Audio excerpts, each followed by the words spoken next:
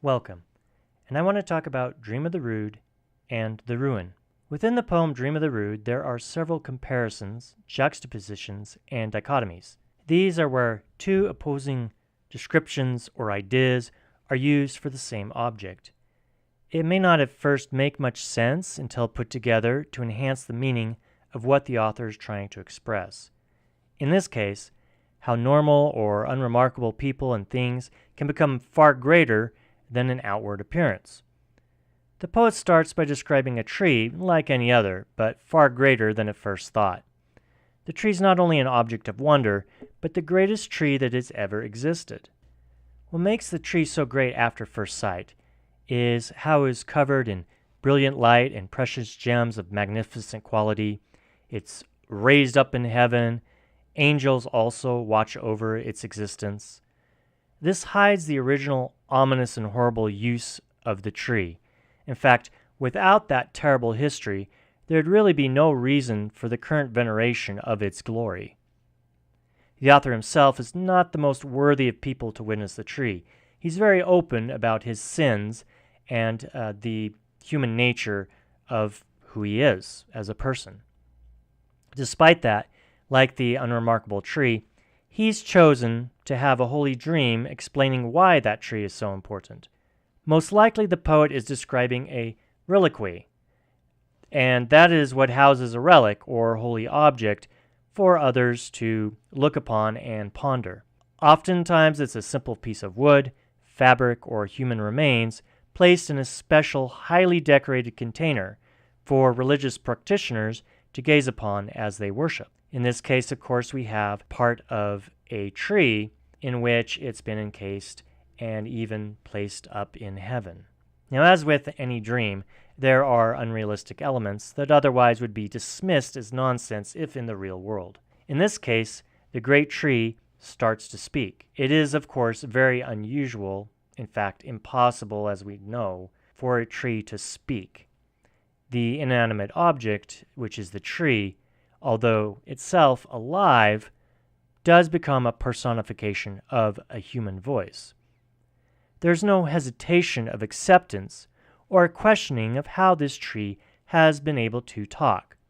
It simply talks, and the poet accepts that that is what is happening. Now, like any other absurdity in a dream, the talking becomes perfectly natural. What the tree talks about is how it went from a normal tree through this great pain to go down in history as the greatest tree known. As far as the poem's concerned, that is the case. Now, within the poem is the idea that despite its dream qualities, the objects and events depicted are very much real. If we were to go back in time, we would be able to also see these things, even though this is in a dream form. Now, the tree might as well be able to talk because of what it is trying to say and the reality that it's trying to present to humanity. Although presented as a past event, the dream progresses as if the events were unfolding in real time. You can sense the past, the present, and the future coming together. We have these raw emotions of the tree and the visionary poet spilling out for all the readers to feel. Strong men of the Roman Empire tore the tree down in a violent act in preparation for another violent purpose. So the most wretched criminals were, by Roman standards of law, punished by crucifixion on the tree. Now, this proposed act horrified the tree, but who is to be crucified on it changed its perspective. Now, a hero in the form of Jesus, known as Christ or the Savior, was placed on the tree as a sacrifice along with other bad men, other robbers, as the story goes. Even while wanting to either bow to the holy figure or fall on the Roman soldiers to kill them, it decided that it did not want to move. It saw this as one of the glorious moments in its short life. Now, the importance of who it was about to die forces that tree to recognize its own actions in the fate of the world. It simply accepts what's going to happen and in this dream presents to the poet why this is such a momentous occasion that past what it experienced, others should know about. Now, the fate of the tree become so intertwined with the suffering and death of Jesus, who happened to be placed on it, that they become, in the mind of the poet, and to the tree itself, practically one and the same. Both of them have the same nails pounded into them, as well as when the Savior is stuck with a sword, the blood and the water drenches itself onto the wood. So you have this bleeding Christ and this bloodied rood, or cross, standing together as one. It is a terrible vision with a victorious outcome when the sufferer and the cross he is on is glorified together. Of course, the cross stays on the earth while Jesus Christ is risen to heaven. The cross stays on the earth as a witness to the events of the crucifixion of Christ.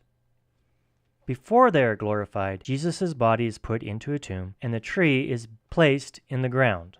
Jesus' earlier followers mourn and cry at the loss and then quietly leave the burial.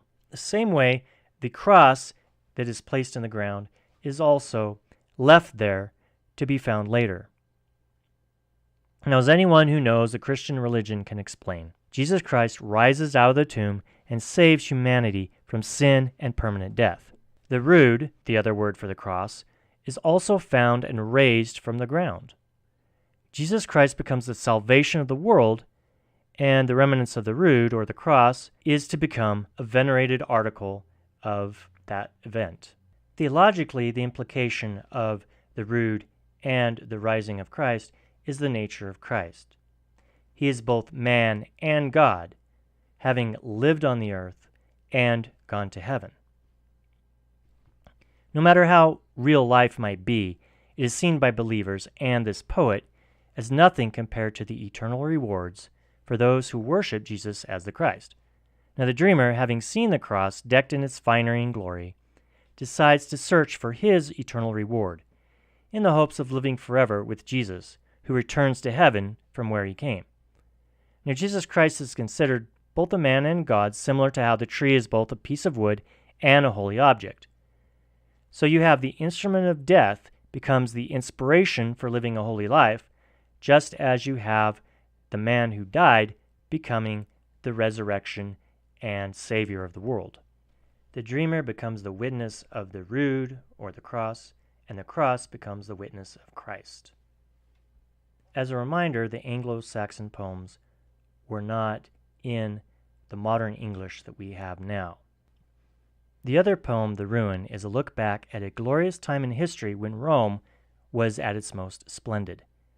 Now the poet has visited the now gone physical remnants of the once powerful empire and is in awe by what he sees. An amazing form of buildings that once represented a rich nation filled with promise and delights.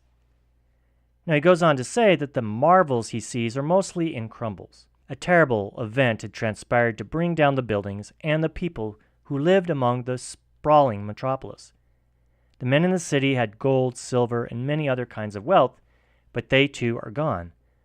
What remains are, presumably, piles and heaps of stone and tile as a testament to the grandness of that once rich nation. Interesting enough, the poem itself is fragmented. We have part of it in the middle that's gone, some at the end of it is gone where we don't know what it's supposed to say.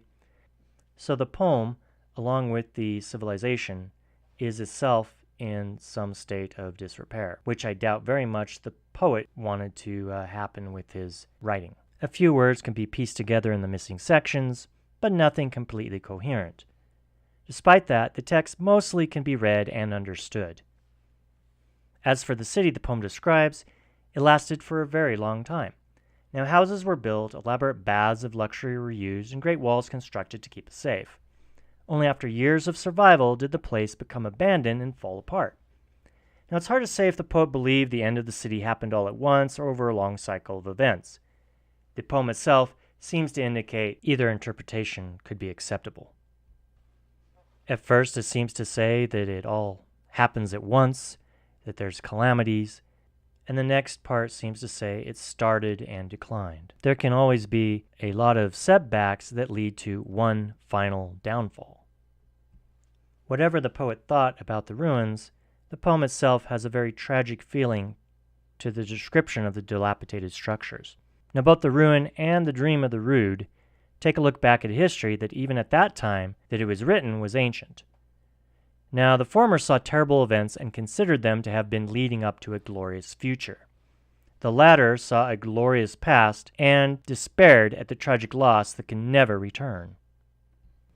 There are times in literary movements when looking back in awe and wonder of what came before is a very common element. It is as if they hope to return to such a condition either in the world or in heaven that once existed. Now, the world may have always been harsh, but war, poverty, and disease seems to exacerbate this looking back in wonder and hope that the future will be better than the past, that there can be some kind of return. They seek to remember, rebuild, and repeat what they saw as a golden age lost in time. We can also see through the difference of these two poems, the differences of how we can look at the past and how we can look at the future. The past may be glorious, and it might be filled with destruction and horror. We can be both horrified and impressed by events and places from what seemed like a long time ago. Think of it as a half-filled and a half-empty glass of water. To someone who is thirsty, it might not be very impressive, and perhaps it's full of worry. On the other hand, they might be happy that there was any water to drink. Perspective is a very powerful source of human opinion and decision-making. So where a door closes, another might be open. It is the oppositions in life that make it interesting. Now, the current era seems more like the pessimistic ruin poem than the optimistic dream of the Rood, even if that poem deals with something far more horrible than crumbling buildings. We must all take the good and the evil, the beautiful and the ugly, the simple and the complex, and decide where we go from there.